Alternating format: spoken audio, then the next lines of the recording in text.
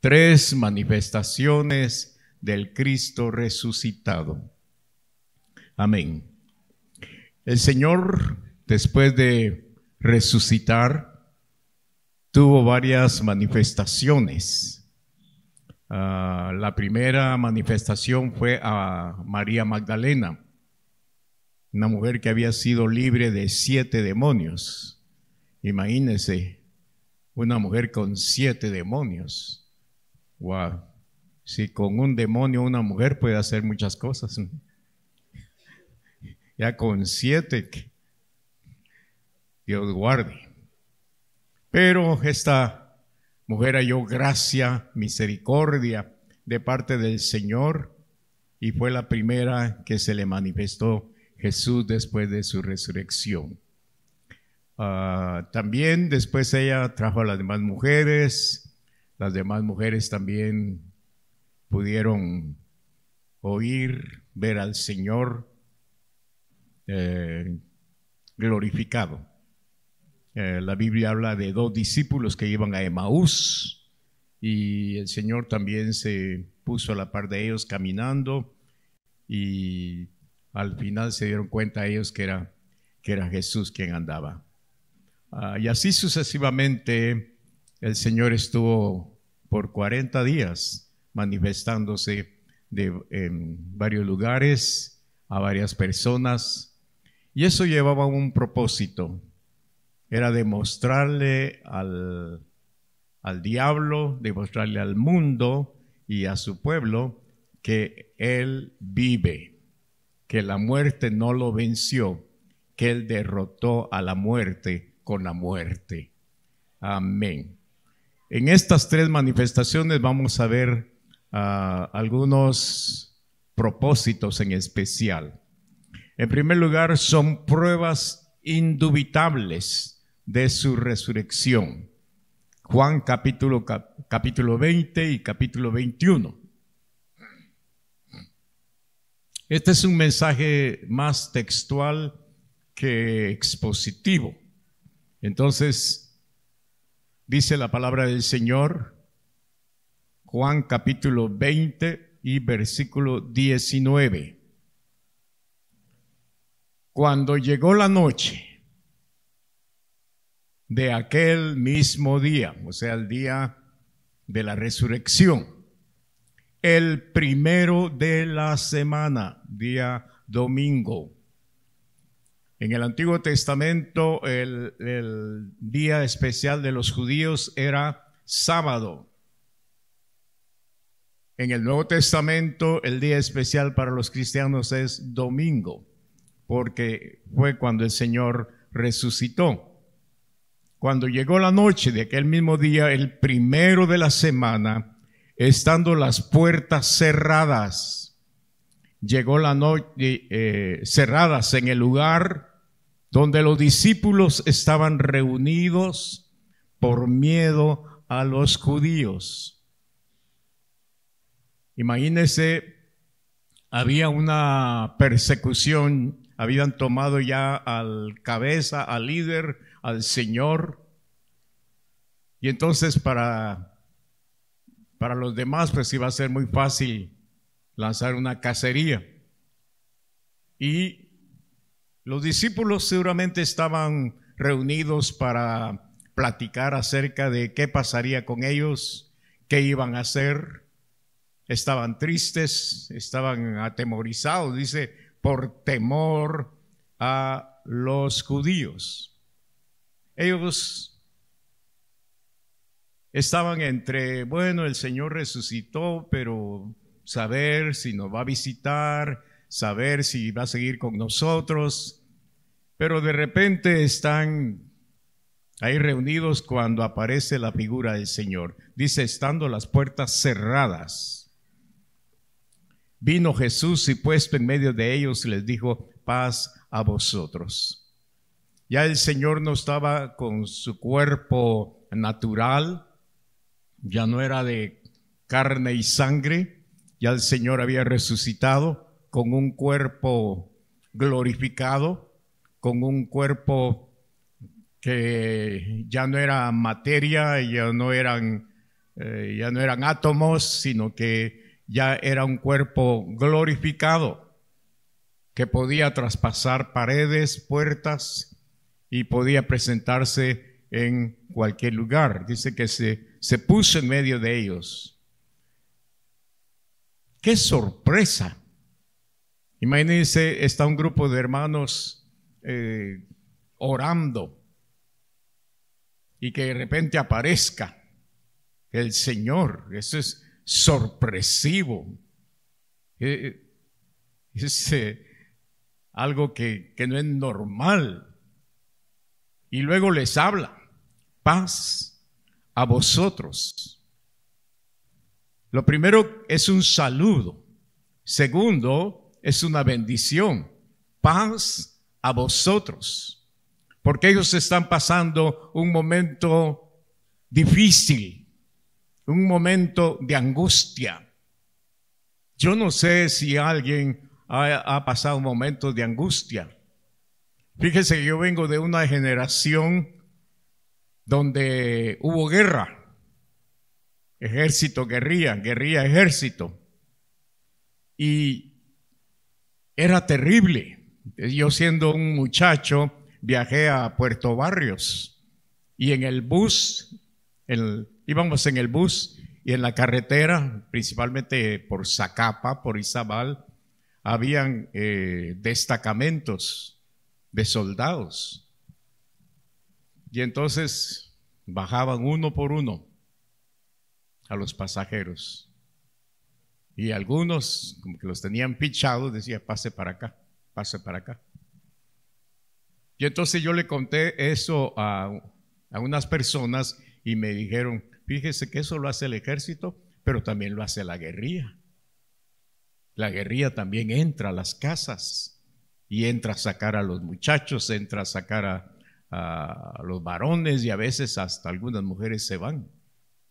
O sea, es algo espantoso. Por eso en Guatemala quedaron muchas viudas, quedaron muchos huérfanos, porque se dio esa guerra. Y ambos bandos pues atacaban. Entonces el pueblo estaba en una incertidumbre que no sabía ni quién. Pues al menos yo lo viví, y yo creo que los contemporáneos también lo vivieron. Era horrible. Dice que los judíos estaban encerrados, porque de un momento a otro podían llegar las autoridades religiosas, apoyados por las autoridades militares de Roma, y podían llevarlos. Entonces el Señor les da un saludo y una bendición: paz a vosotros. Dice el versículo 20: y cuando les hubo dicho esto, les mostró las manos y el costado. Y los discípulos se regocijaron viendo al Señor. Cuando se presentó el Señor, ellos como que quedaron en la incertidumbre. Cuando el Señor les habló, ¿todavía será un ángel? ¿O será el Señor? Se quedaron todavía con duda. Pero cuando el Señor les presenta las manos, ¿qué creen ustedes que vieron ellos en las manos? Las cicatrices o las heridas de los clavos que habían traspasado sus manos y su costado. Cuando ellos vieron eso, ellos creyeron.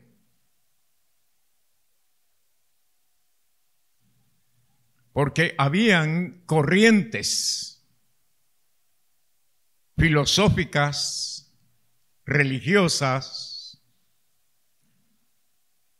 que decían que Jesús no era cuerpo humano, sino que Jesús era espíritu. que había venido del cielo, pero en espíritu. Que Jesús no había nacido, sino que Él había aparecido. Eran los docetas, los docetistas, con los gnósticos, corrientes griegas, judías, orientales que se habían hecho una mezcla.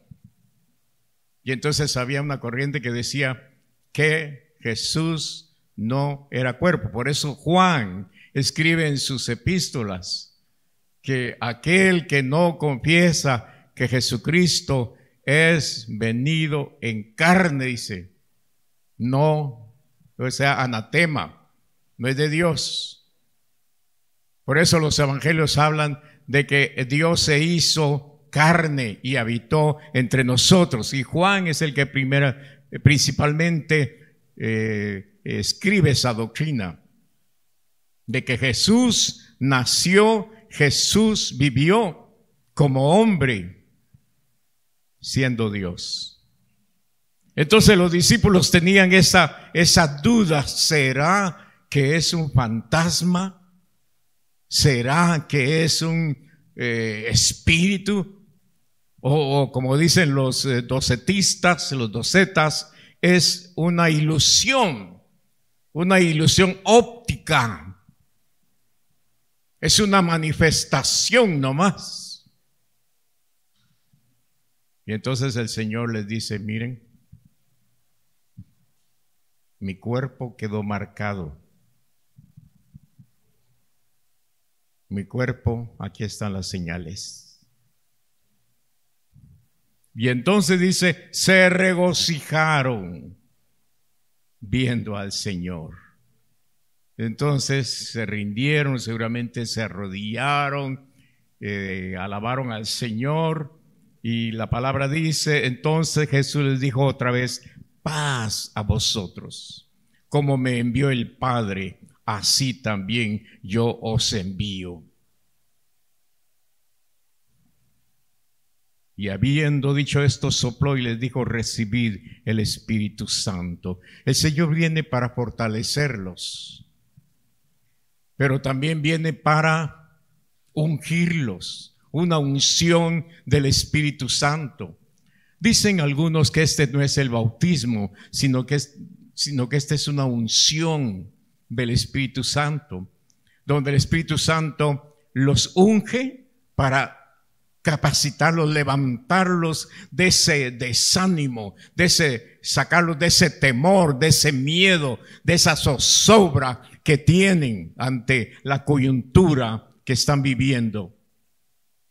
Y también para darles la gran comisión, para levantarlos, para que vayan y prediquen el Evangelio, como diciendo: ya basta de estar encerrados, ya basta de estar allí acomplejados, atemorizados, como que si ya se terminó el mundo, como que si ya se terminó la vida. No, dice el Señor, ahorita va a empezar.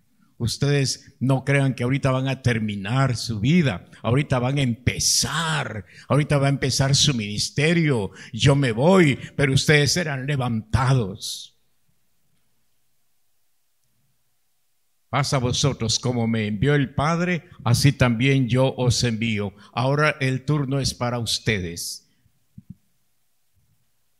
Y habiendo dicho, sopló y les dijo: recibid el Espíritu Santo. Y esto me recuerda a Adán cuando el Señor lo formó y lo hizo del polvo. Adán era un muñeco de barro y el Señor sopló y dice que fue el hombre un ser viviente, cobró vida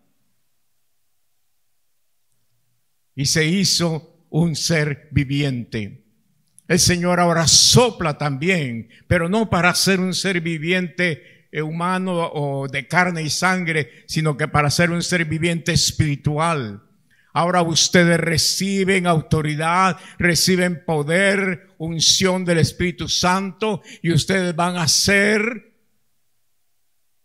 una nueva generación que viene. Una nueva generación, una iglesia llena del Espíritu Santo, una iglesia llena con el poder de Dios. Ustedes no serán religiosos, ustedes serán un pueblo lleno del Espíritu Santo y que van a llevar palabra de Dios al mundo entero. Mire qué lindo, qué precioso. Así como el Padre me envió, ahora yo los estoy enviando. Aleluya. Necesitamos el soplo del Señor, el soplo del Espíritu Santo. Y aquellos hombres salieron, una, para vivir por Cristo, dos, para morir por Cristo. Aquellos discípulos, usted lee la historia de la iglesia cristiana en el primer siglo, y esa gente fue perseguida, esa gente fue muerta. Por eso a veces la palabra apóstol no es tan fácil. Cuando a mí me dicen apóstol, y digo yo, Señor, yo no le llevo ni a los talones al más chiquito de los apóstoles. Hay gente que le encanta que le digan apóstol, ¿no? Se siente. A veces yo prefiero que me digan pastor. Me siento más identificado, pastor. Porque también se desató una fiebre de apostolitis en el 90, algo así, finales del 2000 de apostolitis, todo el mundo que... Pero cuando uno mira a los apóstoles del primer siglo, fueron aserrados, fueron tirados a los leones, fueron quemados. En un viaje que tuve a Perú, a Lima, Perú, me sacaron en un tour un hermano y me dice, lo voy a llevar al parque de Lima, y ahí está el Museo de la Santa Inquisición. Y me llamó la atención, le digo, ¿podemos entrar ahí? Sí.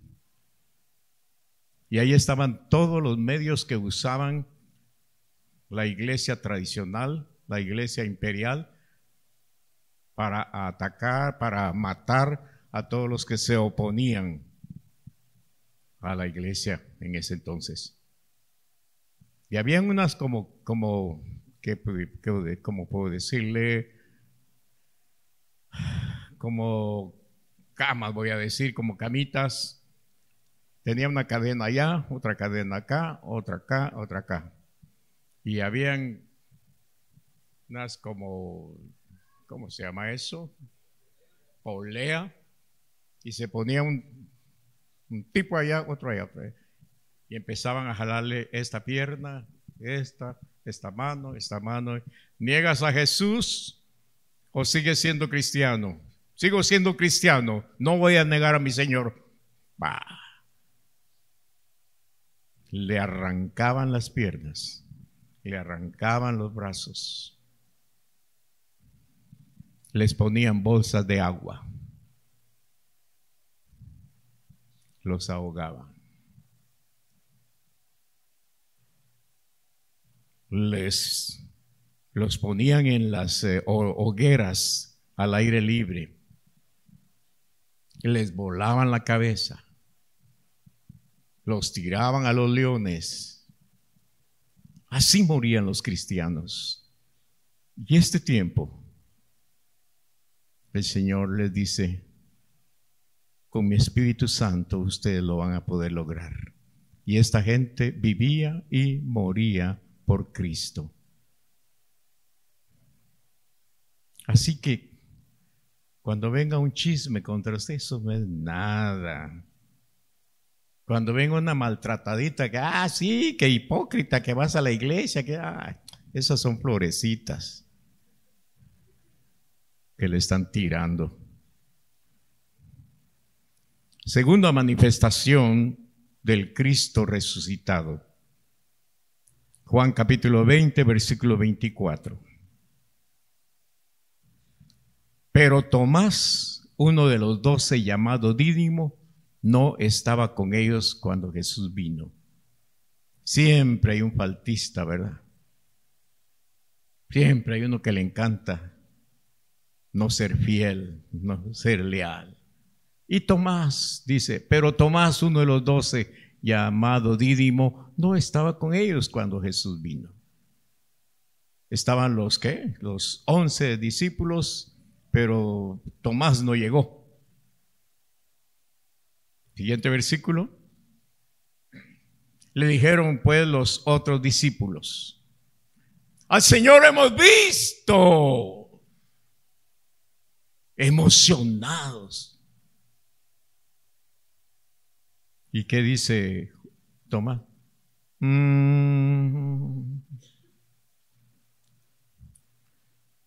Si yo no viere en sus manos la señal de los clavos y metiere mi dedo en el lugar, ese era más exigente, metiere mi dedo en el lugar de los clavos y metiere mi mano en su costado, yo no creeré. Ese era un incrédulo ortodoxo. Contraproducente, pero era un incrédulo rematado. Ustedes vieron las manos. Ah, pero ustedes no pusieron los dedos. Yo quiero estar bien seguro de que es de carne, de que es de hueso, que es Jesús. Yo creo, ya se había contaminado por esa herejía, ¿verdad?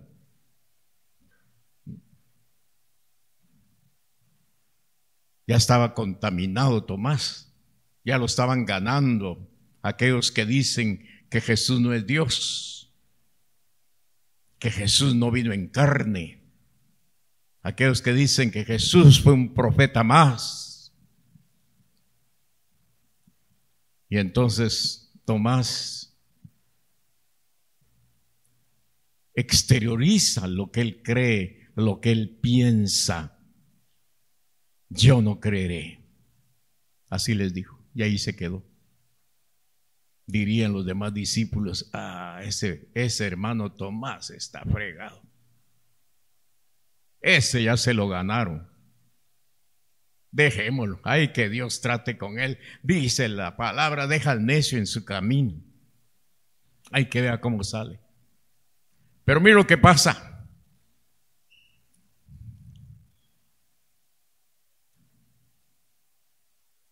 Dice el versículo, al Señor hemos visto, Él les dijo, si no viere, bueno, versículo 26, 8 días después,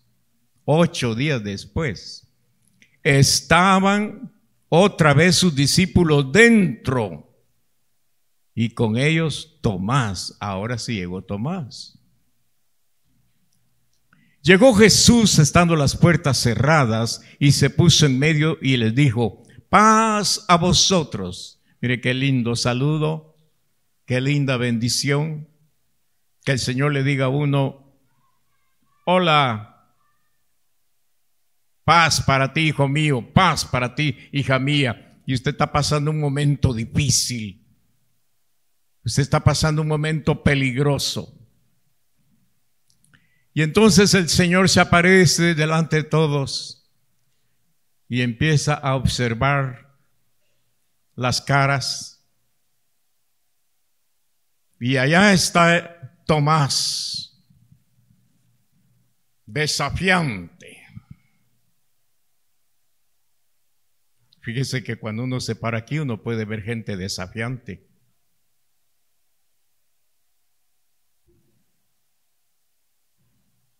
Y allá está Tomás desafiante, mientras que todos están sorprendidos. Tomás el incrédulo. Tomás el Bautista. Y se acerca al Señor. ¿Y qué le dice?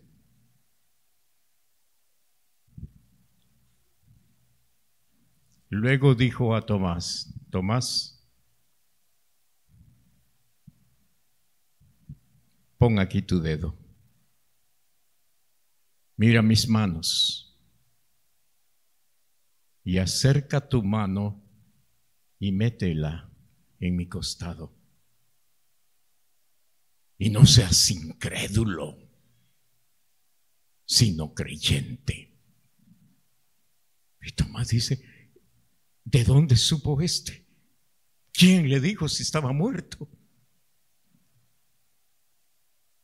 Le estaba dando pruebas indubitables de que Jesús había resucitado, de que Jesús estaba vivo y Él oye todo lo que decimos. Él sabe todo lo que pensamos.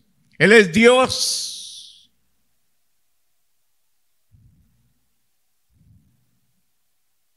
Pero Dios no solo, el Señor Jesús no solo lo está confrontando, lo está restaurando.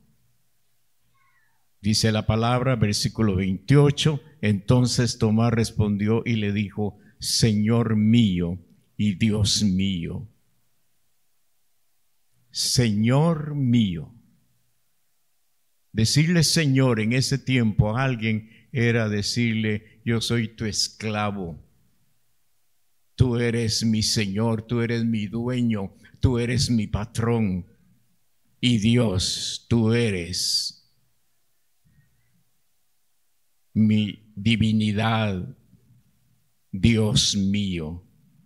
Cuando dijo esto, seguramente Tomás estaba arrodillado y estaba llorando.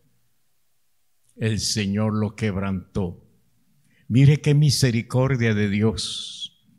Nosotros hubiésemos dicho: ese Tomás que se pierda, como dice el que quiera, bueno, y el que no, pues no. No, él se lo buscó. Si quiere creer, que crea. No. Pero el Señor se dirigió a él.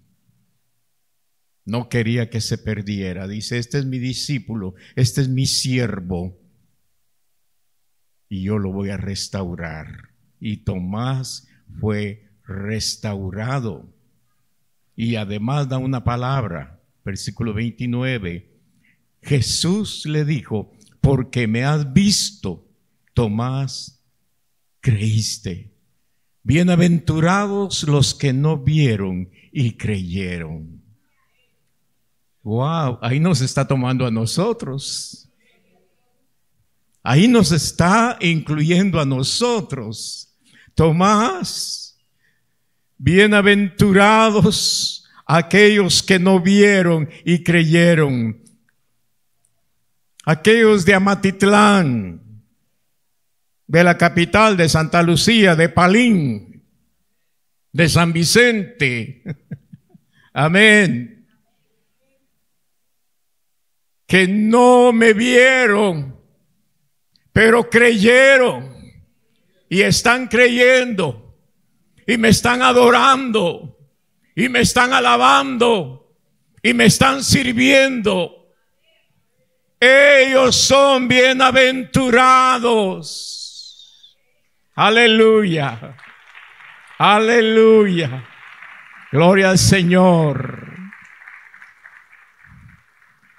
Tomás no le creyó a María Magdalena cuando le fue a decir que había visto a Jesús. Tomás no le creyó a los discípulos, a los 10 que le habían contado. Y ni le quería creer al Señor cuando lo miraba. Pero cuando el Señor lo confrontó y le dijo todo lo que él creía, pensaba, y le mostró sus manos y su costado, fue rendido. Hermanos, yo cuando estaba estudiando esto, me pregunté y le pregunté al Señor: Señor, cuando vayamos al cielo contigo, ¿vas a tener esas cicatrices?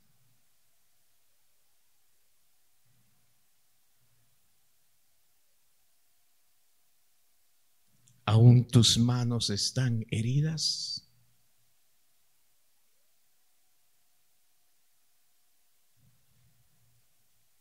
Y allá en una vocecita en el corazón, sí, porque son las señales de que yo di mi vida por ti y por todos los que han creído. Son las evidencias de los pecados que fueron perdonados. Son las evidencias de la vida eterna que compré con mi muerte. Que mi sangre fue derramada por sus enfermedades. Que mi sangre fue derramada por cada uno de sus pecados.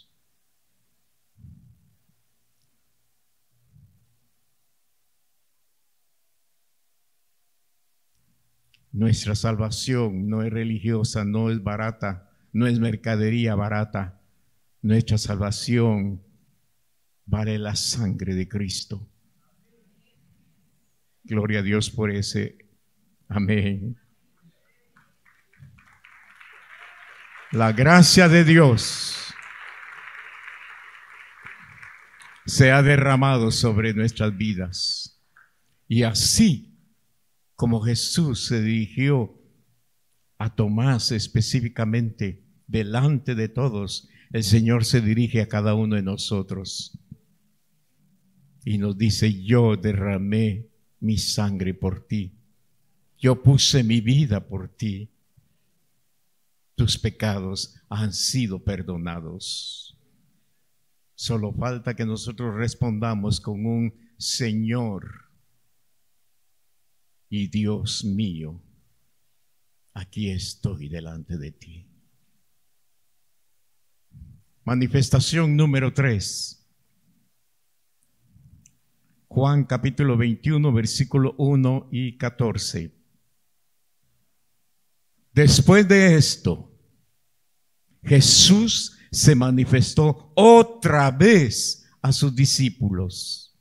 Mire, el Señor les está fortaleciendo, les está animando su fe, su convicción, les está alentando a sus discípulos junto al mar de Tiberias. Ahora ya no está en Jerusalén, ahora no está en el aposento alto, ahora se va para el mar de Tiberias, mar de Galilea, y se manifestó de esta manera. Estaban juntos Simón Pedro, Tomás llamado el Dídimo, ahí sí estuvo Tomás, ahí estaba fiel, Natanael el de Caná de Galilea, los hijos de Zebedeo y otros 2 de sus discípulos. A Simón Pedro les dijo: voy a pescar. Ellos le dijeron: vamos nosotros también contigo, y fueron. Otra vez el grupo se desanimó y uno de los líderes del grupo, Pedro, era el más desanimado. Dice Pedro: yo voy a regresar a mi trabajo. Yo voy a regresar en mi antigua vida, de donde el Señor un día me llamó. Yo creo que esto ya se va terminando, ya no hay mucho que hacer, yo me regreso. Y los demás dijeron: también vamos contigo, Pedro. Y dice la Escritura: fueron y entraron en una barca, a la barca de Pedro seguramente. Y aquella noche no pescaron nada. Cuando ya iba amaneciendo, se presentó Jesús en la playa, mas los discípulos no sabían que era Jesús. Estaban tan acongojados, estaban tan deprimidos, que ni se dieron cuenta que Jesús estaba allí en la playa. Mas los discípulos no sabían que era Jesús. Y les dijo Jesús: hijitos, ¿tenéis algo de comer? Le respondieron: no. Él les dijo: echad la red a la derecha de la barca y hallaréis. Entonces la echaron y ya no la podían sacar por la gran multitud de peces. Dijo entonces aquel discípulo a quien Jesús amaba, o sea, a Juan: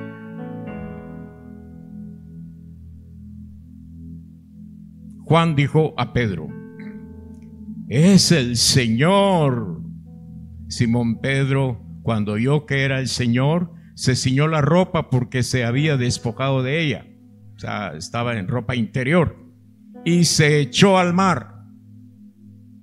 Y los otros discípulos vinieron con la barca arrastrando la red de peces, pues no distaban de tierra sino como 200 codos, menos de una cuadra tal vez.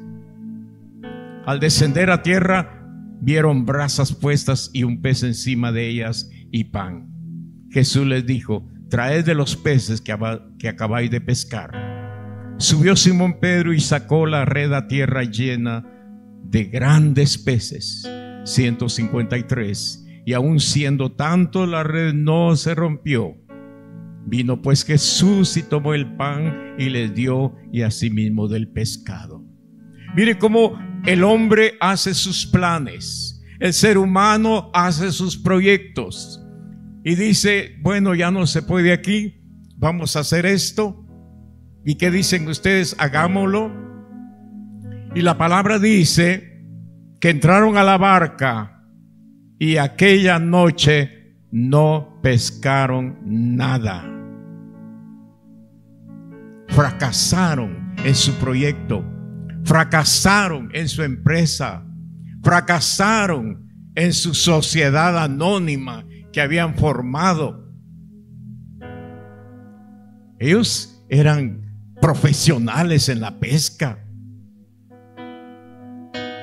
Para un profesional que sabe hacer las cosas y que no le funcione aquello, eso es paradójico. El negocio salió mal, el proyecto salió mal, no les funcionó y quedaron más desanimados, más desalentados, toda la noche trabajando y no pescaron nada. ¿Cuánta gente hace sus proyectos, hace sus planes y hay fracaso? Vino una persona un día, me dijo: pastor, tengo un gran problema. Tenía un dinero ahorrado y vino alguien y me dijo que me asociara con él.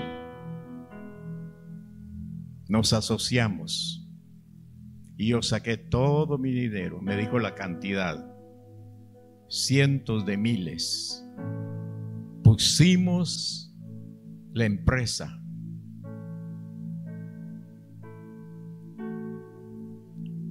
Pero sabe, me dijo, a los pocos meses la empresa se acabó y no pude rescatar ni un quetzal.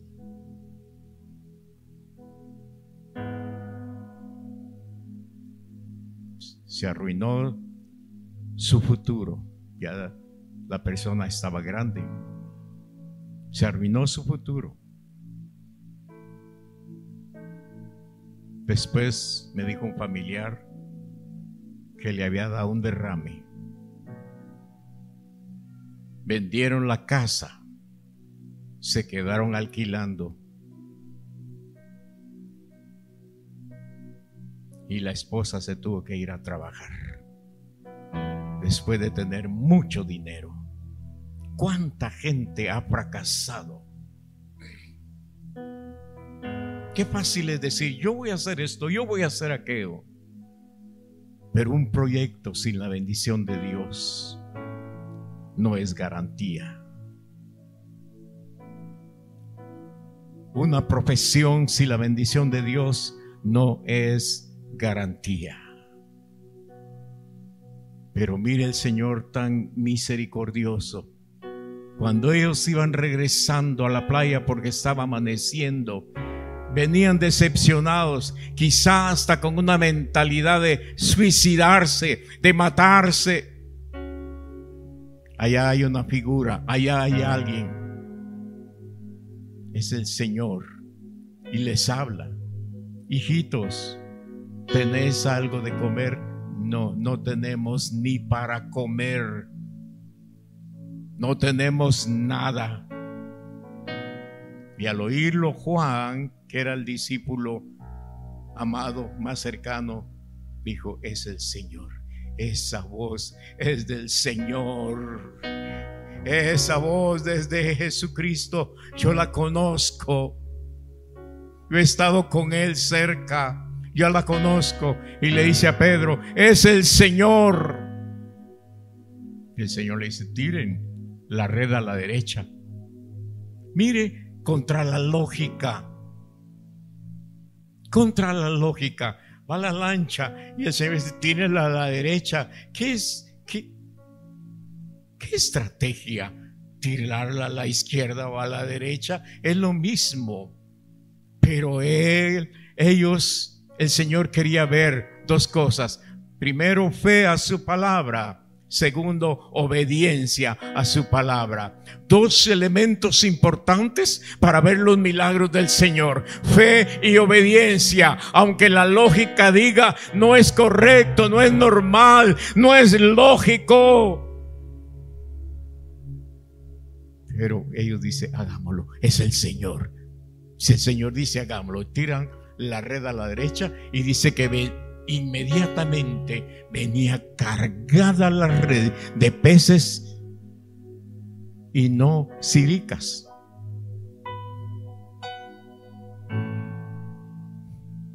Peces grandes, guapotes, mojarronas grandes, y hasta las contaron.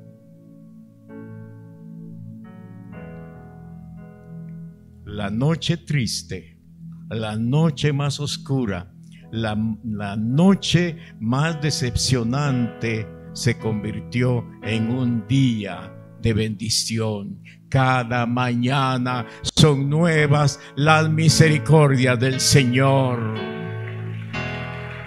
Aleluya.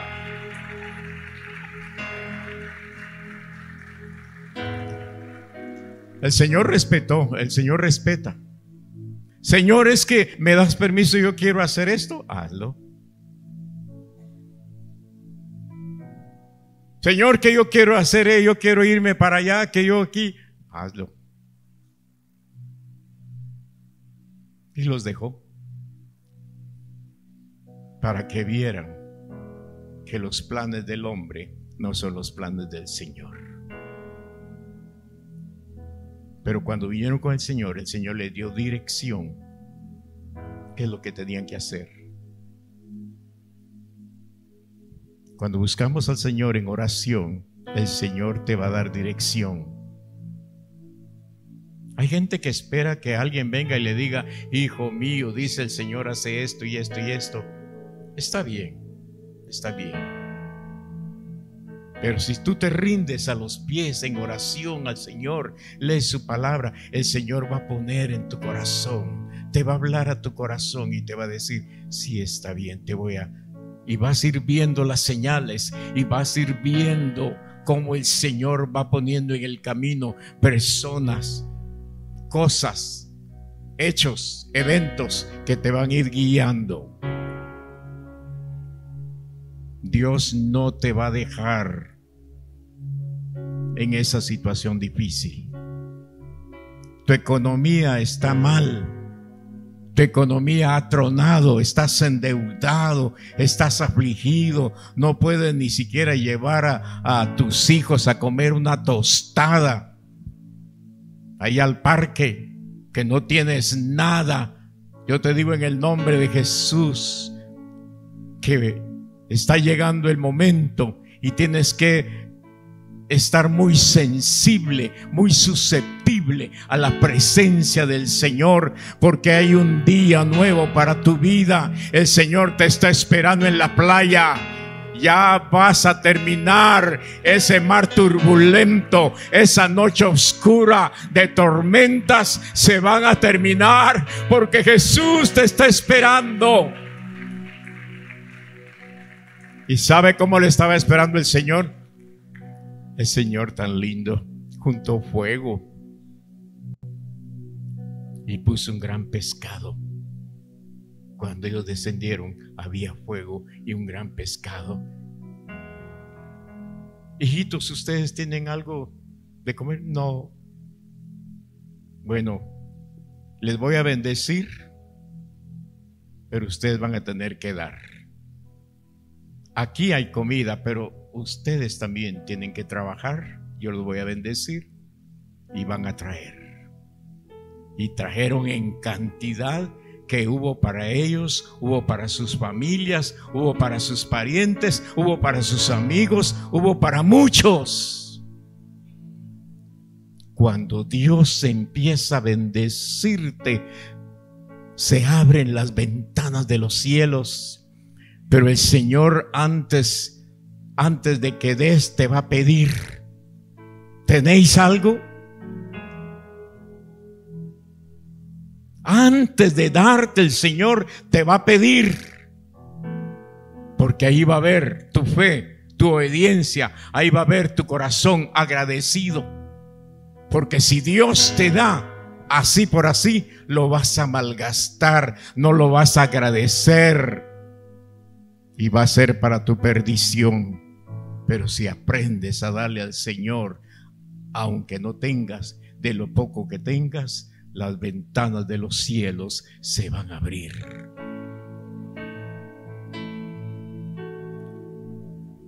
Dios quiere bendecirte también en lo espiritual y quiere bendecirte en lo material. Dios es un Dios que salva, que sana, que liberta y que bendice también.